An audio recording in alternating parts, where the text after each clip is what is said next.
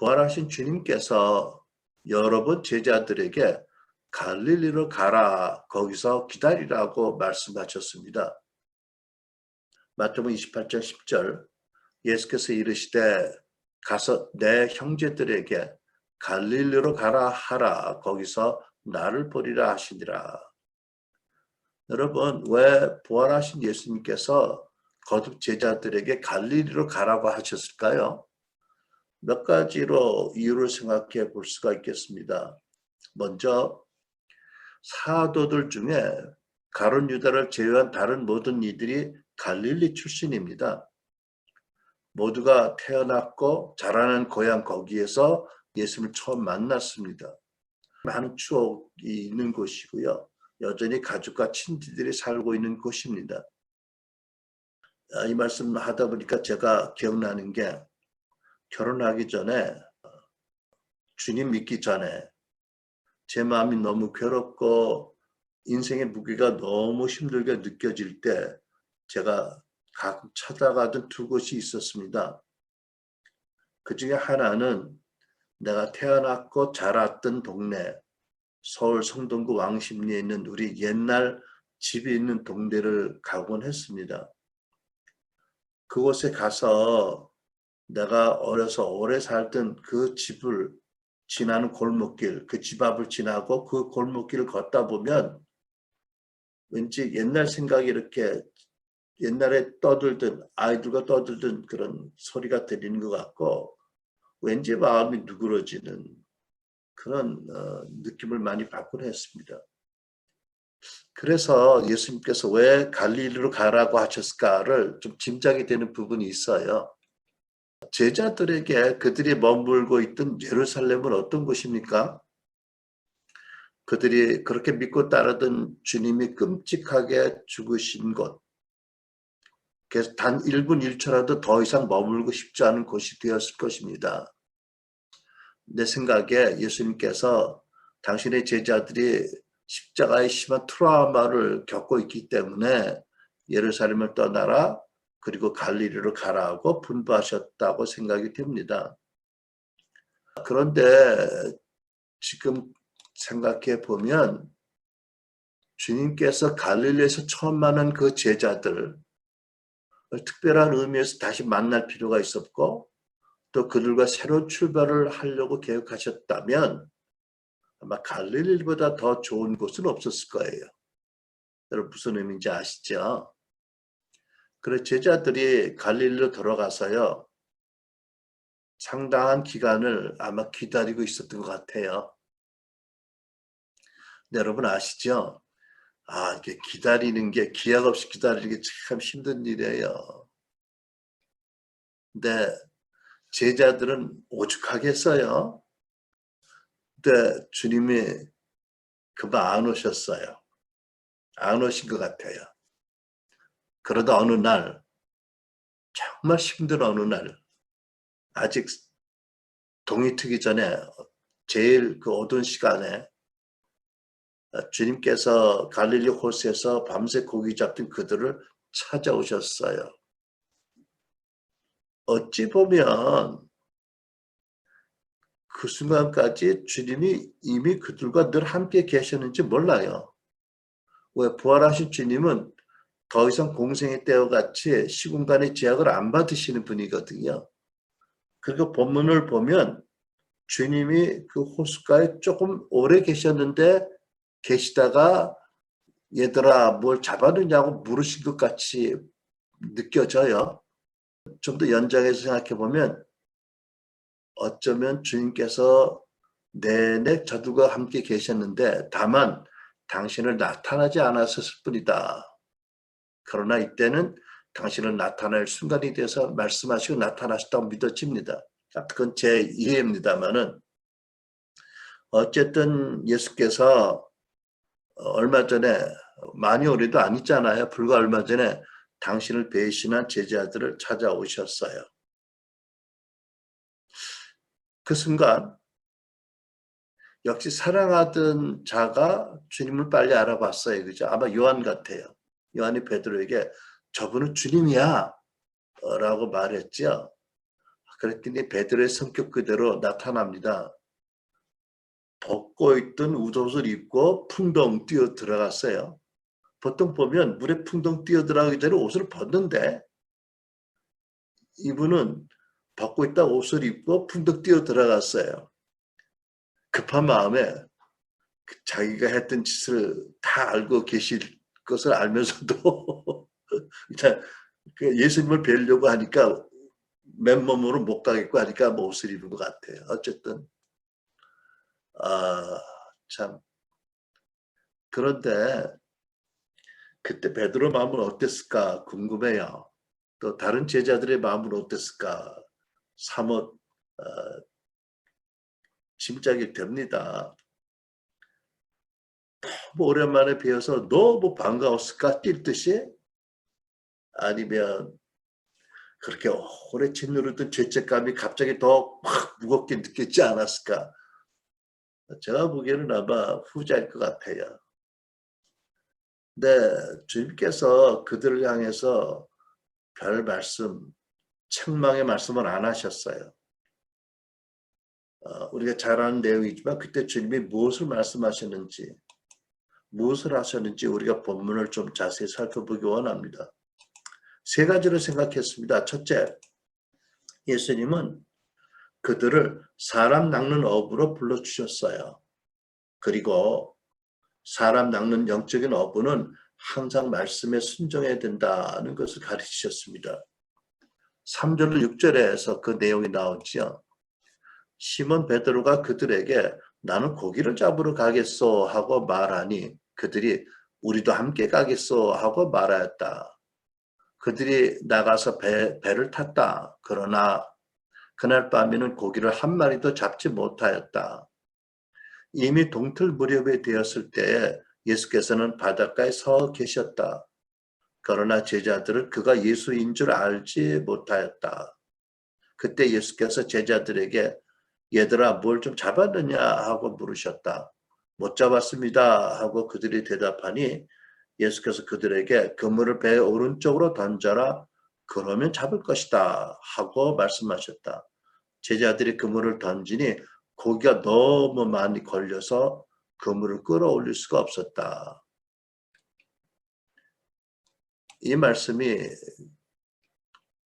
의미하는 것이 이것이죠. 예수께서 그들을 사람을 낚는 어부로 부르셨다. 복음의 어부로 부르셨다. 영적 어부로 부르셨다. 그리고 영적 어부는 항상 하나님의 음성에 순종해야 된다는 것을 깊이 가르치셨습니다. 여러분 사실은 이분들은 갈릴리 호숫가에서 반평생을 보냈던 전문 어부 출신들이에요. 근데 한 마리도 못 잡았어요. 7명이나 나갔는데 어부들이. 그때 예수께서 그물을 오른편에 던지라고 하셨는데 깜짝 놀라게 많은 엄청나게 놀랍게 많은 고기를 잡게 된 것입니다.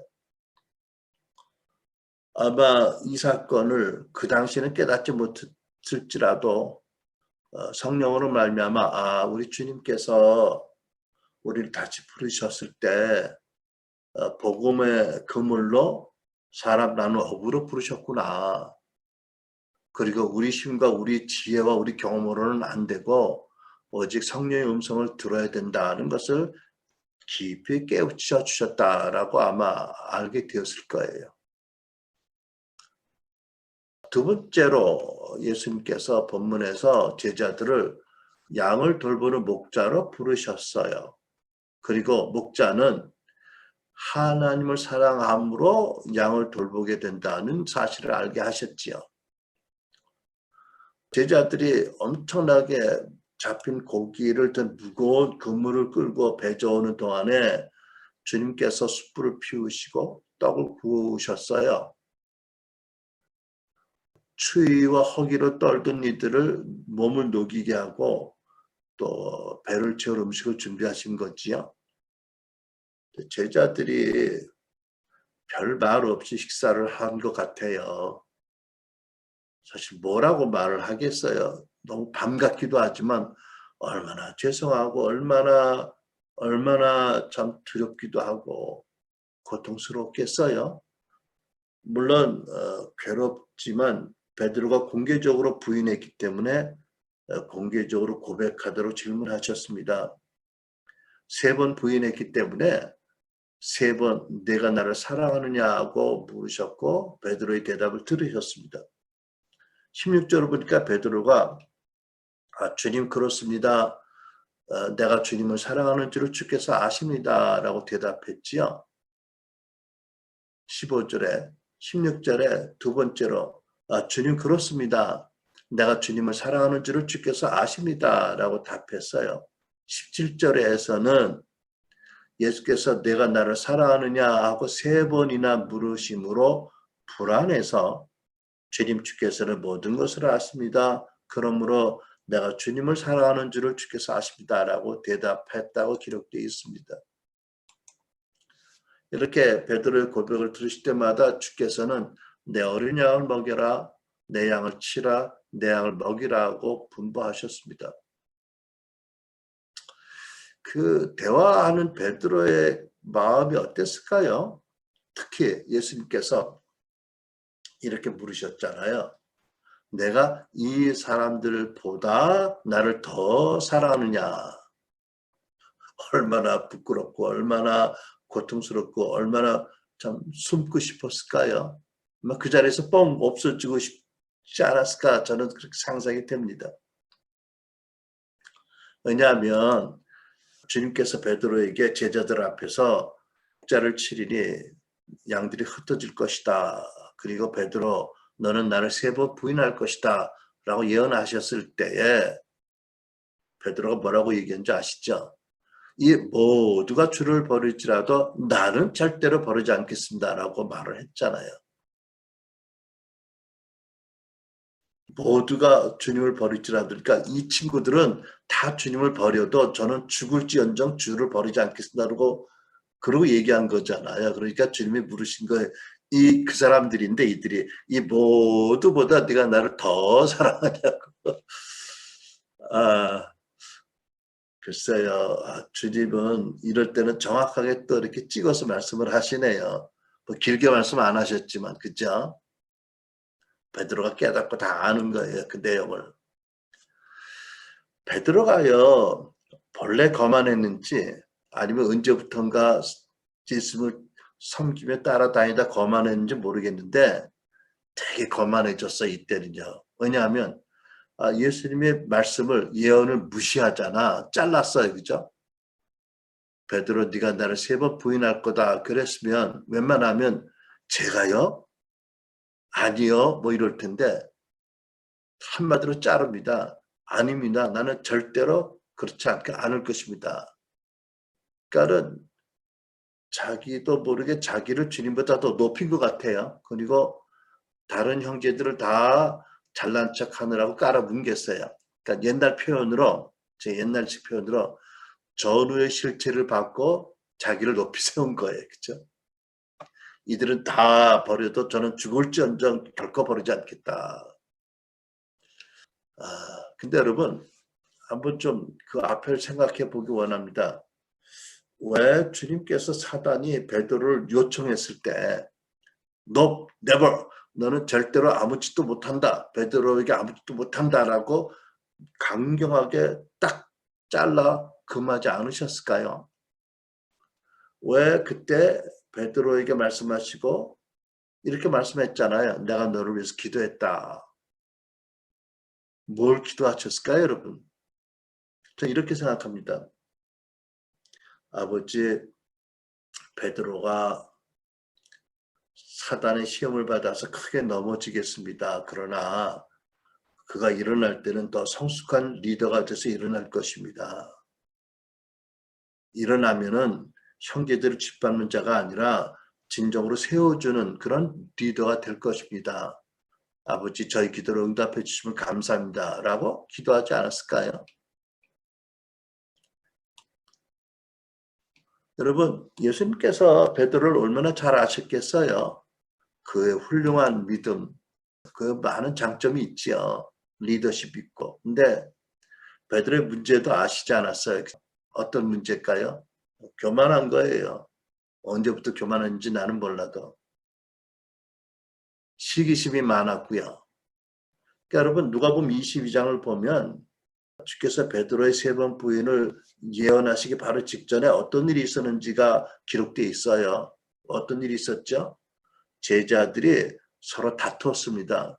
24절 제자들 사이에서 누구를 가장 높은 사람으로 볼 것인지를 놓고 다툼이 벌어졌습니다. 누가 제일이냐를 놓고 다툰 거예요. 이게 참 믿어지지 않는데 여러 번 그랬어요. 그죠? 여러 번. 한두 번 있었던 일이 아닙니다. 아마 아직 제자들이 다 젊고 혈기가 많아서 서로 지기 싫어해서 아마 또 교만한 마음들이 있어서 자주 이 일로 다툰 것 같아요.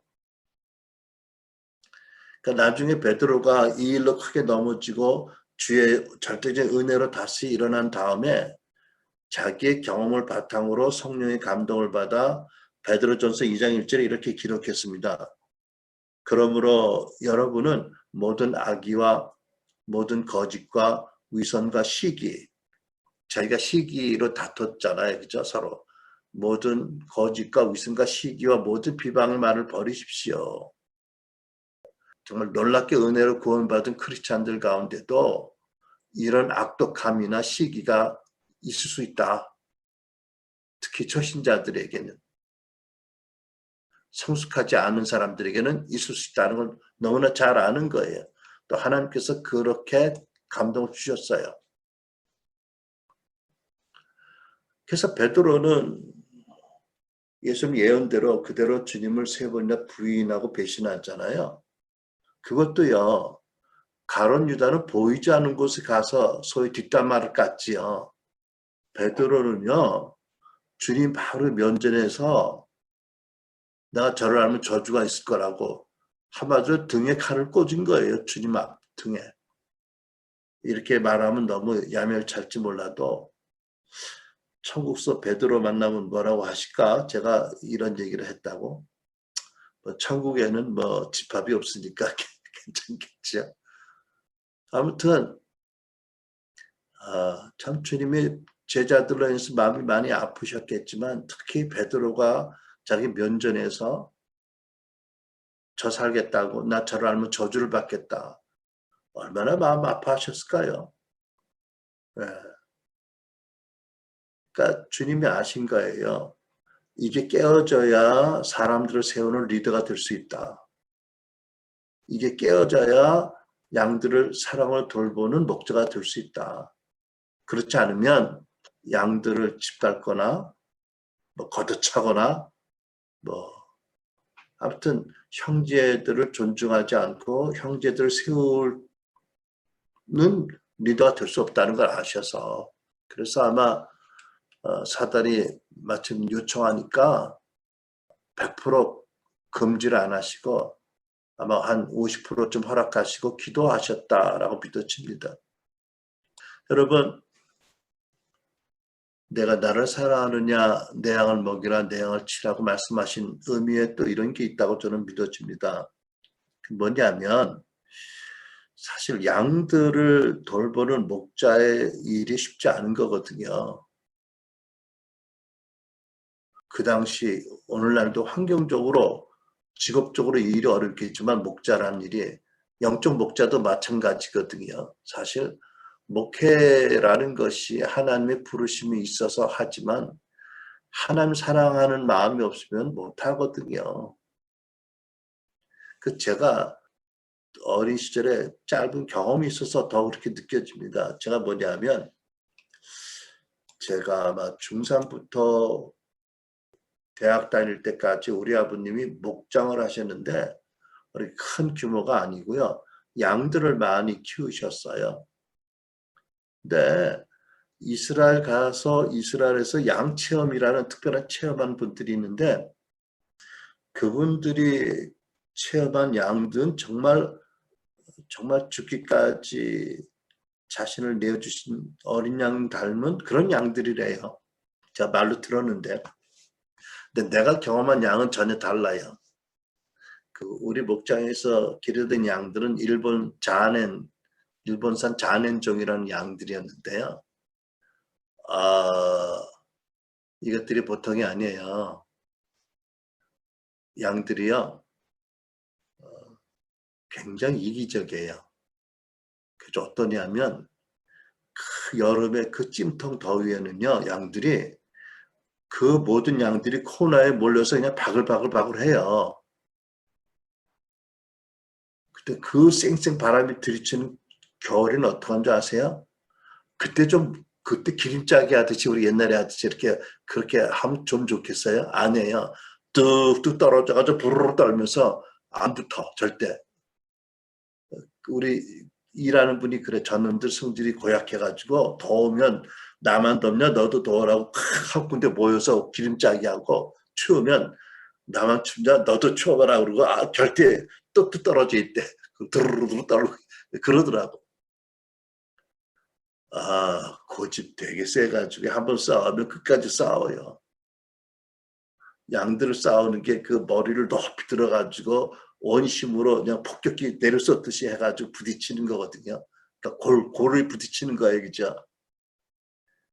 그 쫓아가서 때려가지고 흩어놓잖아요. 그 뒤돌아서면 또 저기서 또 붙어 둘이 쿵쿵 하고 들이박아요.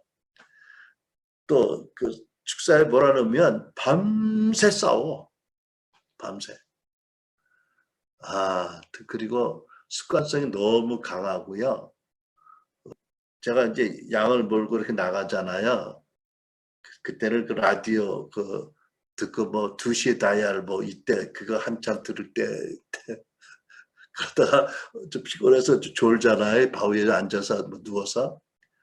그러면 양들이요, 조금만 가면 초장이 있는데도 안 가고 그 자리에 있어가지고 아주 거길 그 초장을 완전히 망쳐버려요. 어떻게?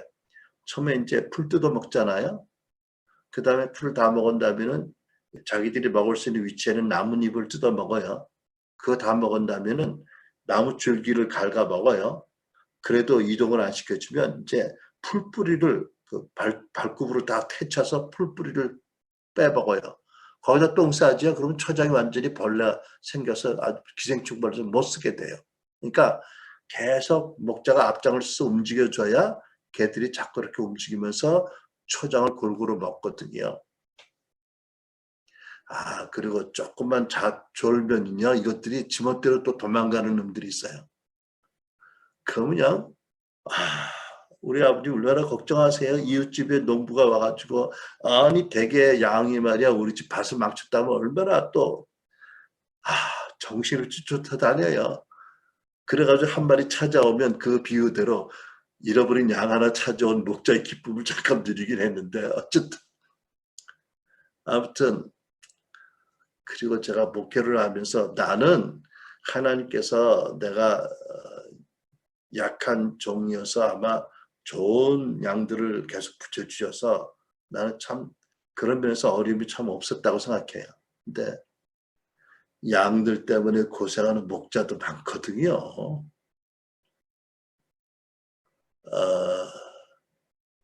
그런데 정말 주님 사랑하는 마음이 없으면 양들을 돌보는 것은 거의 불가능해요.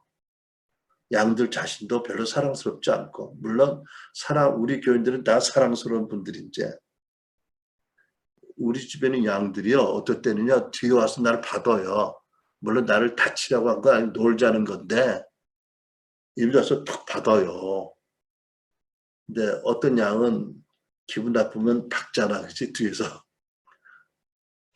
아무튼 주께서 내가 나를 사랑하느냐 내 양을 먹이라고 목자로 부르셨어요. 그리고 나를 사랑하는 그 사랑으로 양들을 돌보고 양들을 세워줘라 라고 당부하셨죠. 끝으로 18절과 19절을 보면 예수께서 제자들을 다시 당신의 제자로 불러주셨어요. 그리고 제자는 죽기까지 순교의 각오로 따라야 한다는 것을 깊이 깨닫게 말씀해 주셨습니다. 18절, 내가 진정으로 너에게 말한다. 내가 젊어서는 스스로 띠를 띄우고 내가 가고 싶은 곳을 다녔으나 내가 늙어서는 남들이 너의 팔을 벌릴 것이고 너를 묶어서 네가 바라지 않은 곳으로 끌고 갈 것이다. 예수께서 이렇게 말씀하신 것은 베드로가 어떤 죽음으로 하나님께 영광을 돌릴 것인가를 암시하신 것이다. 이 말씀을 하시고 예수께서 베드로에게 나를 따라오너라 하고 말씀하셨다. 여러분, 예수님께서 영적 어부와 또 영적 목자의 사명을 말씀하셨는데 곧 이어서 베드로의 죽음에 대해서 말씀하십니다. 왜 하필이면 이때 죽음에 대해서 말씀하셨을까요? 우리가 알듯이 이미 베드로가 3번 고백했잖아요. 주님을 사랑합니다. 주께서 아십니다. 라고. 근데 주께서 아시지요. 진정. 뭘 아실까요? 아, 베드로가 주님 사랑하는 마음 있었지요. 그러나 주님보다 더 사랑하는 존재가 있었잖아요. 그게 뭐예요? 자기 목숨이지요. 그러니까 여러분, 마태복음 26장 58절을 보면 예수께서 끌려가실 때 베드로가 멀찍이 예수를 쫓아갔다라고 기록되어 있습니다. 뭐 얘기하는 거죠?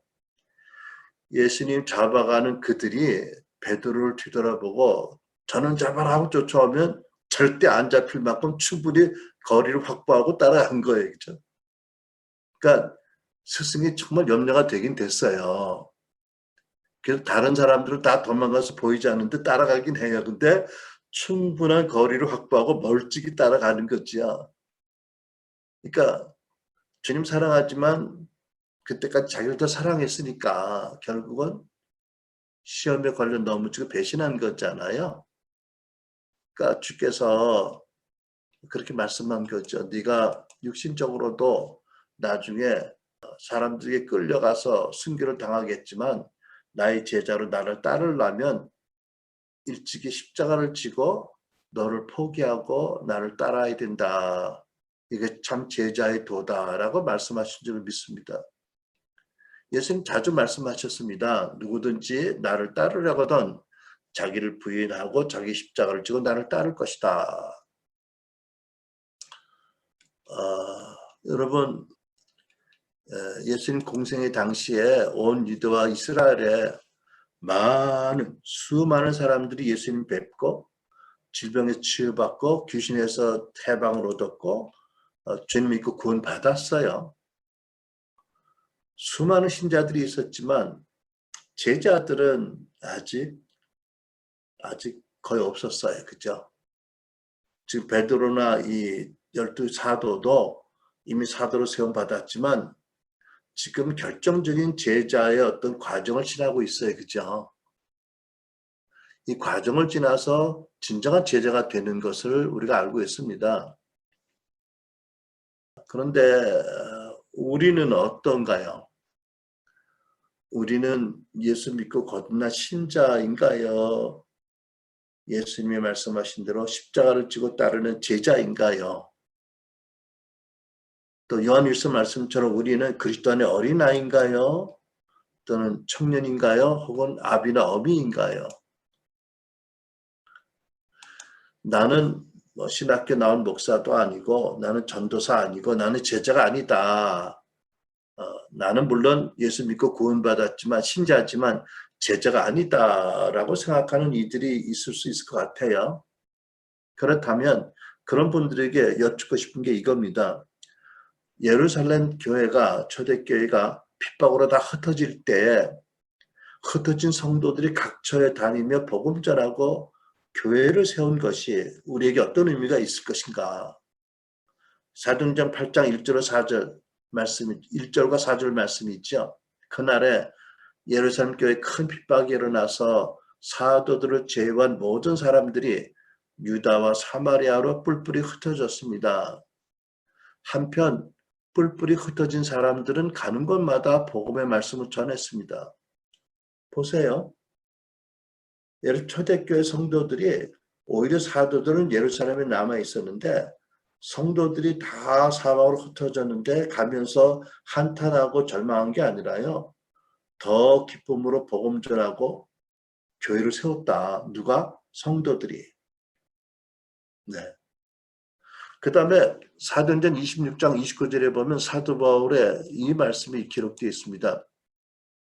지금 사도 바울이 아그리파 왕에게 끌려가서 피의자로 재판을 받는 입장이거든요. 그때 이런 말을 합니다.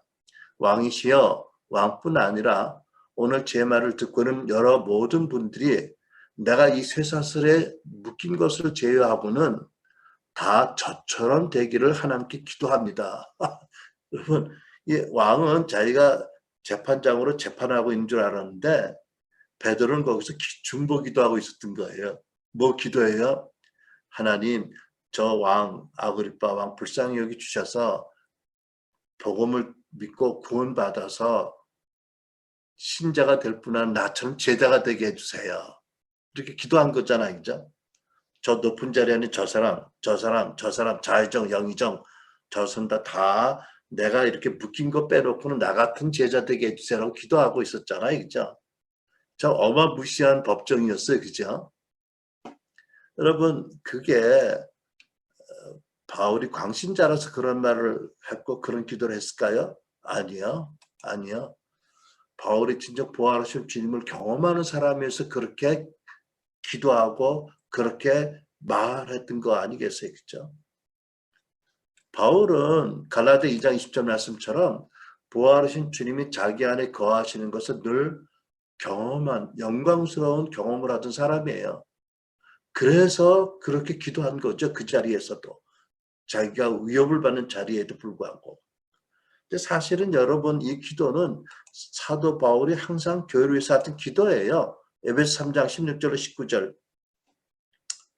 하나님께서 여러분에게 그분의 영광의 풍성을 따라 성령으로 인해 여러분의 속사람을 능력으로 강건하게 하시고 믿음으로 인해 그리스도께서 여러분의 마음 가운데 거하시길 빕니다. 기도하잖아요. 그죠? 뭘 기도해요? 아니 불신자가 예수님 영접 기도하는 그런 차원이 아니고 더 놀라운 차원으로 믿음으로 인해서 부활하신 그리스도께서 여러분들의 마음 가운데 항상 거하게 하시기를 내가 기도한다는 거죠. 왜? 자기가 경험하고 있기 때문에 그 말 못할 영광스러운 그 경험을 하고 있기 때문에. 여러분 그래서 나는 신자로서 하나님의 자녀로 축복을 받고 또 나는 믿어서 천국 가지만 나는 제자 아니다. 더군다나 나는 영적 어부도 아니고 목자 아니다. 라고 생각하는 신자들이 있다면 미안하지만 저는 이렇게 생각합니다. 그것이 정직한 것도 아니고 어린아이여서 뭘 모르고 하는 말이라고요. 뭘 모르고 하는 말이라고. 자기의 영혼이 얼마나 귀중한지 구원이 얼마나 엄청난 사건인지를 안다면 또 하나님의 그 구원을 해서 예수님을 보내주고 십자가를 통과하게 하신 것을 안다면 그리고 부활하신 예수께서 제자들 통해서 그 나라를 계속 확장하는 것을 그렇게 염원하는 걸 안다면 그렇게 생각할 수 없는 거지요. 혹은 종교의 영이 저는 거짓말을 믿어서 그렇게 생각하는 분들도 있을 것 같아요. 그래서 에베소 4장 14절로 15절에 이렇게 말씀합니다. 우리는 더 이상 어린아이로 있어서는 안 됩니다. 우리는 인간의 속임수나 간견 술수, 마귀의 괴기에 빠져서 온갖 교훈의 풍조에 흔들리거나 이리저리 밀려다니거나 하지 말아야 합니다. 우리는 사랑 안에서 진리를 말하면서 모든 면에서 자라나서 머리이신 그리스도에게까지 이르러야 합니다. 하나님의 마음은요, 모든 이들이 믿고 구원받고 신자가 되지만 신자가 되어서 신자의 단계에 오래 머무르지 않고 과정을 거치겠지만 제자 되기를 그리스도의 제자로 헌신하고 제자 되기를 하나님께 원하신다는 마음이 곳곳에 성경에 나타나 있잖아요. 여러분 그 어떤 병이 아이를 자라나지 못하는 병이 있다고 하는데 그런 자녀를 둔 부모의 마음이 얼마나 아플까요? 그런데 하나님의 성령과 영생을 받은 우리가, 예수의 보혈로 씻김받고 구원받은 우리가 계속 성장하지 않고 신자의 단계에, 어린아이 단계로 계속 머물러 있다면 그게 하나님께 얼마나 큰 기쁨이 될까요? 물론 여전히 사랑하시면 얼마나 아픈 마음으로 사랑하실까요? 저는 그렇게 생각해 봅니다. 근데 여러분, 참 감사한 게 뭐냐면, 어떤 이유로 그렇게 생각하는 성도들이 있다 하더라도, 신자들이 있다 하더라도 하나님께 이미 그들과 함께 계세요. 왜?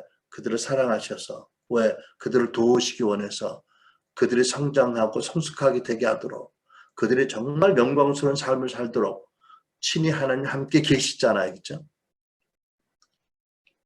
그래서 예수께서 제자들에게, 베드로에게 다시 제자로 부르셨고, 제자로 나를 따르려면 자기 십자가를 지고 순교의 각오가 있어야 된다. 다시는 나보다 너를 더 사랑해서 나를 배신하지 말아다오라고 간절히 당부하셨다고 저는 믿습니다. 우리가 이제 본문을 보면은요, 제자들이 갈릴리에 가서 기다리고 또 기다리고 기다렸잖아요. 그러면서 얼마나 불안과 죄책감과 수치와 염려와 두려움이 얼마나 계속 몰려왔을까요? 파도처럼 불안, 두려움, 수치, 죄의식, 죽고 싶은 마음, 뭐 이런 마음이 계속 몰려왔을 거예요. 왜? 또 사단이 그걸 가만히 두겠어요? 얼마나 사단이 또 그들을 괴롭게 했겠어요. 그죠? 정말 힘들었을 것 같아요. 그러니까 어느 날 베드로가 그랬잖아요. 나는 고기 잡으러 가겠다 그랬더니 다른 제자들도 나도 우리도 함께 가겠다라고 해서 저들이 호수에 가서 배를 탔습니다. 그런데 그날 밤새도록 고기 한 마리도 못 잡았어요. 여기서 고기 잡으러 가겠다는 것을 이렇게 생각할 수 있겠어요. 모처럼 휴가 아닌 휴가를 와서 집에 왔잖아요.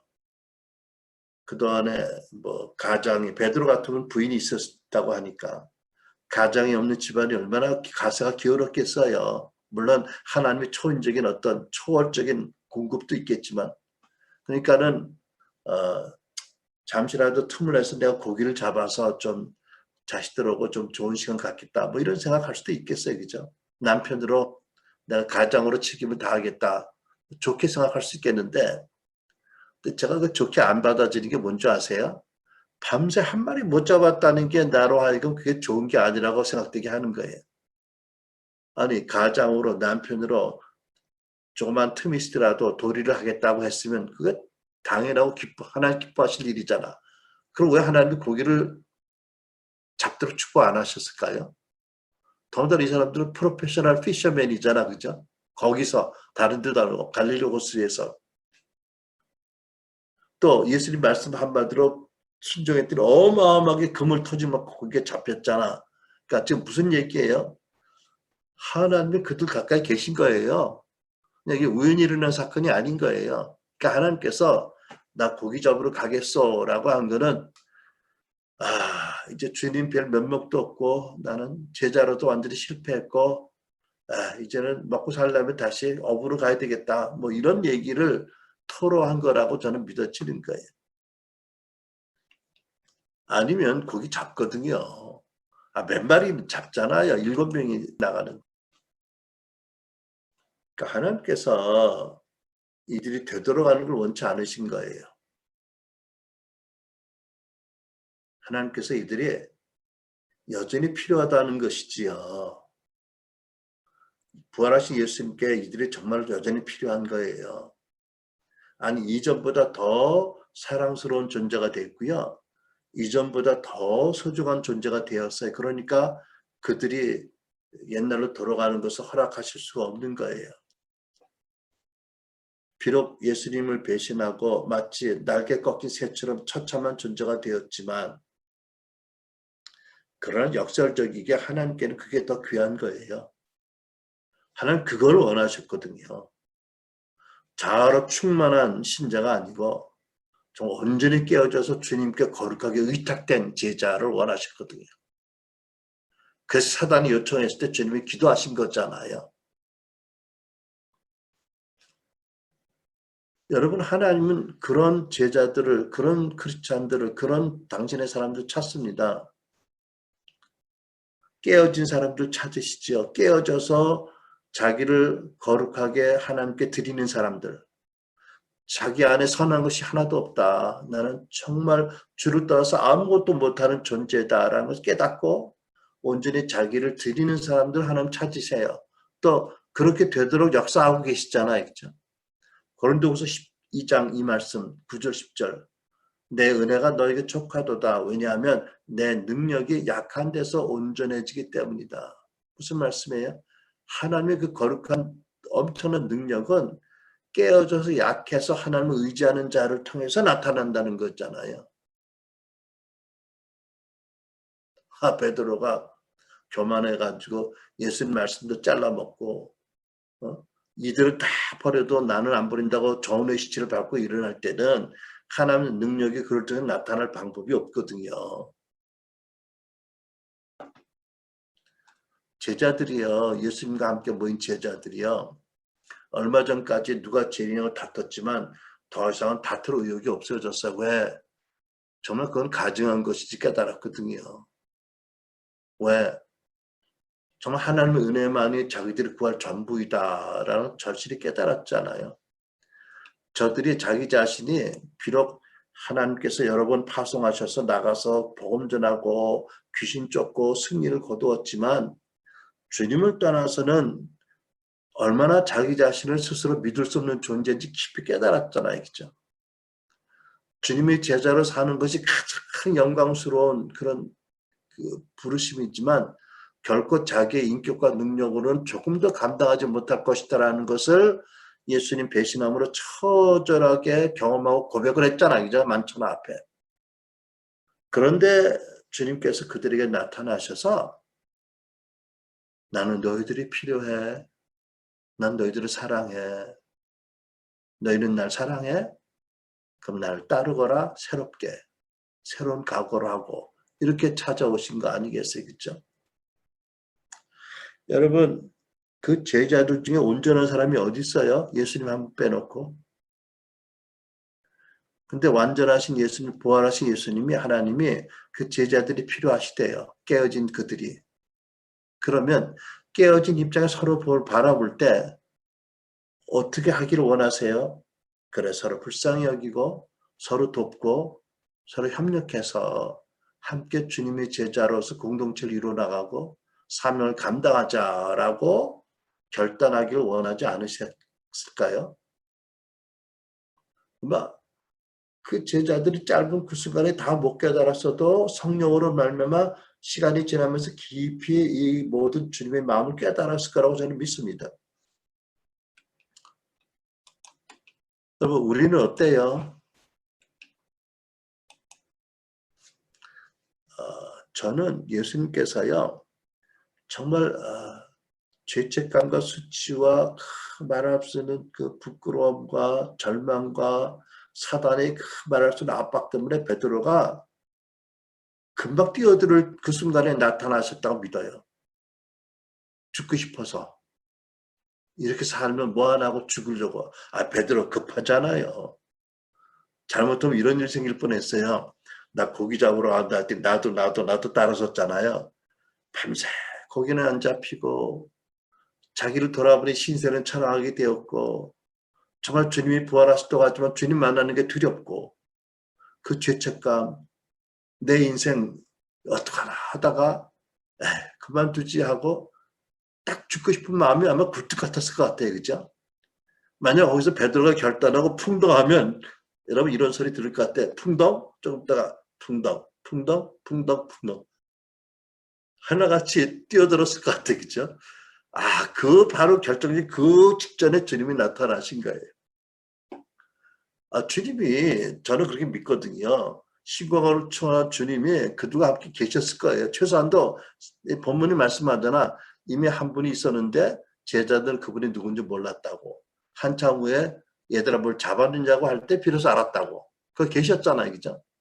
보고 계신 거예요. 제자들의 상태를, 마음을. 얼마나 괴로워할지를 당신도 괴로워하면서 느끼시면서, 그죠? 여러분, 팔복의 말씀을 보면 제자의 과정이잖아. 근데 그 중에 애통하는 자가 복이 있다고 말씀하세요. 왜 애통해요? 자기 안에 죄악을 보고 무력함을 보고 마음은 원인데 육신이 약함을 보고 이래서 애통하는 그런 과정이 있거든요. 여러분, 영혼의 깊은 마음이라는 그 제목의 글도 있고 책도 있지만 부르심 있는 사람들이 영혼의 깊은 밤을 지나게 되거든요. 왜? 하나님 인도하시니까. 지금도 여러 가지 이유로 죄책감이나 수치감이나 절망감에 자기 자신에게 절망하는 사람도 있을 수 있어요. 사망의 음침한 골짜기를 지나면서 하염없이 눈물 흘리고 헤매는 사람도 있을 수 있거든요. 또는 베드로처럼 멀찍이 주님을 따르는 사람도 있겠죠. 그죠? 많아요, 사실은. 많아요. 그러니까 잘 믿는 거는 적당히 믿는 게 잘 믿는 거다라는 종교의 영의 메시지를 철떡같이 믿는 크리스찬도 많이 있는 것 같아요. 어쨌든. 근데 여러분, 정말 감사한 게 뭔지 아세요? 이렇든 저렇든 그러나 저러나 성령께서 우리와 각 사람과 다 함께 계세요. 너 자격이 없어. 너는 갈 일을 가. 다시는 찾아오지 마. 이게 아니었잖아요. 가서 돌아봐. 가족도 돌아볼 뿐 아니라 너의 심령도 돌아보고 왜 나를 배신히 돌아보거라. 그리고 준비가 되면 내가 너에게 가겠다. 무엇하려고? 내가 너를 다시 계속 사랑하는 것과 여전히 사랑하는 것과 너희들이 그럴수록 나에게 소중한 존재라는 것을 무엇으로 해서 세상 나라와 그리스도의 나라가 되기 위해서 작정하신 거잖아요. 그죠? 주님이 제자들이 괴로울 걸 아시지만 작정하신 거예요. 괴로워야 깨지는 걸 아시니까요. 깨어져야 당신의 마음을 더 깨닫게 되기 때문에 깨어져야 더 이상 형제를 짓밟잡고 남들을 세워주는 자들이 되기 때문에 깨어져야 하나님의 마음과 능력을 나타내는 통로가 되기 때문에 그러니까 여러분 또 마귀는 그것도 모르고요. 길길이 날뛰고 얼마나 들벗고 괴롭게 하고 힘들게 할까요? 그러니까 그런 면에서는요. 깨어지는 분들이 있다면 저는 늘 축복합니다. 더 깨지시라고. 그게 진정한 행복과 승리의 길이라고. 더 깨져야 된다고. 지금 그래서는 그리스도가 우리 마음에 못 계신다고. 우리 안에 계신 성령이 우리를 통해 일을 못 하신다고. 그러니까 여러분 그런 분들이 있다면 참 괴로워도 조금 더 참고 포기하지 않기를 강력히 권면합니다. 그게 사는 길이고요. 그게 십자가를 지고 가는 길이고요. 그게 진정한 제자가 되어가는 성화의 길이니까요. 힘들어도 너무 어려워도 조금 더 참으면 주님이 결코 우리를 고꾸라지게 안 하세요. 넘어지면 일으켜 주시지만 아예 죽게는 안 하시거든요. 죽기 일보 직전에 주님이 나타나실 거예요. 반드시. 왜? 우리 위해서 피 흘리셨는데요. 값주고 우리 사셨는데 우리가 이렇게 넘어지게 내버려 두실 것 같으세요? 제가 토론토에서 목회할 때 부끄러운 간증이지만 몇 번 죽고 싶어서 집을 나간 적이 있었어요. 그럴 때 가장 나를 힘들게 하는 게 어떤 생각인지 아세요? 너 이러려고 목회하니? 목회하는 놈이 이 꼴이냐? 이런 참소가 막 들어올 때 그때는 시험 들으니까 딱 죽고 싶더라고요. 이게 하나님께 영광이 되니? 이게 내가 목회를 제대로 하는 거니? 주의 종이? 그럼 죽자 차라리. 이게 귀신 들렸던 것 같아 그 순간 그죠? 어떻게 죽을까? 교통사고를 가장해 죽는 게 그나마 제일 낫겠다. 차 끌고 나가잖아요. 고속도로를 LA에서도 그랬지. 고속도로를 세게 밟고 그냥 부딪히면 부딪히라고. 근데 그럴 때 사고 안 나. 몇 시간을 고속도로 헤매다가 그때 한참 널리 불리는 그 복음성가가 우리 카세트가 있잖아요. 주님이여 내 손 붙잡고 이 폭풍과 흑암길 내 손 붙잡고 가소서.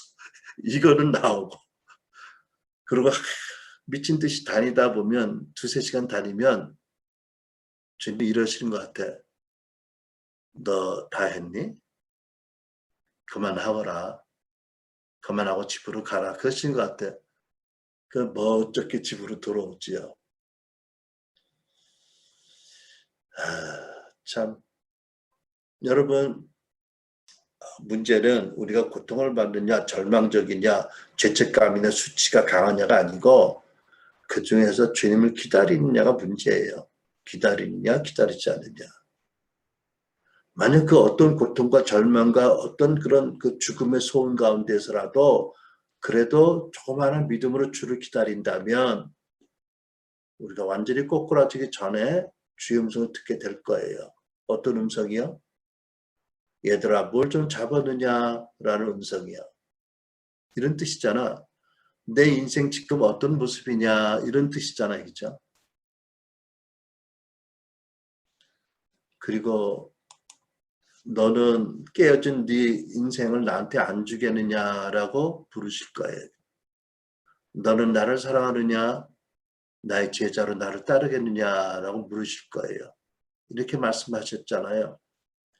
나를 사랑하느냐 말씀에 순종하는 어부가 되어다오. 나를 사랑하느냐 나를 사랑하는 사랑으로 사랑하기 어려운 양들을 돌보는 목자가 되어다오. 나를 사랑하느냐 너의 십자가를 지고 살아있는 나를 섬기는 제자가 되어다오. 대답은 우리 몫입니다.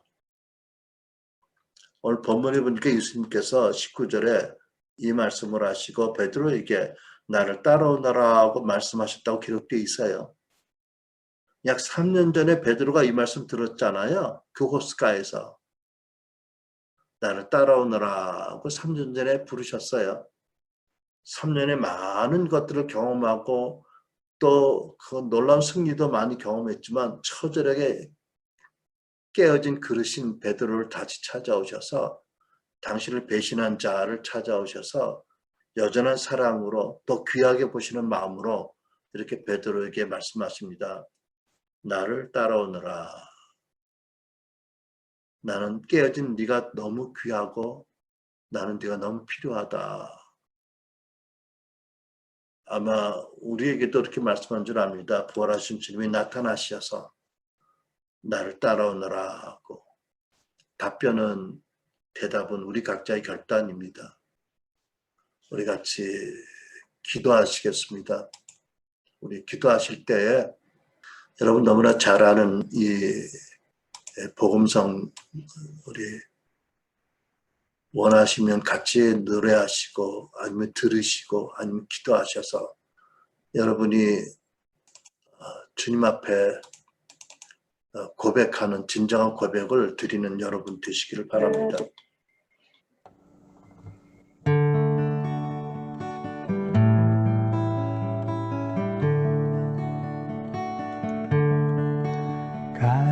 갈릴리 바닷가에서 주님은 시몬에게 물으셨네. 사랑하는 시몬아 넌 날 사랑하느냐. 오 주님 당신만이 하십니다. 사마리아 우물가에서 주님은 여인에게 물으셨네. 사랑하는 여인아 넌 날 사랑하느냐. 오 주님 당신만이 하십니다.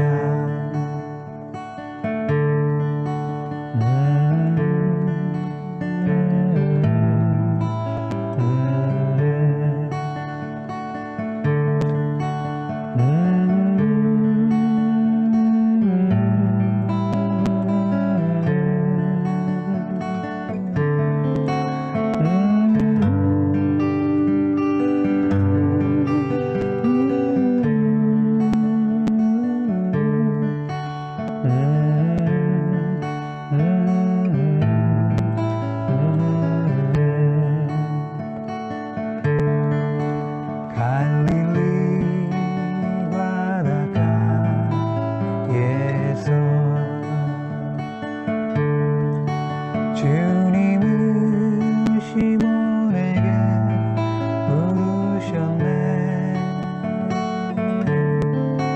사랑하는 시몬아, 넌 날 사랑하느냐? 오 주님, 당신만이 아십니다. 오 주님, 당신만이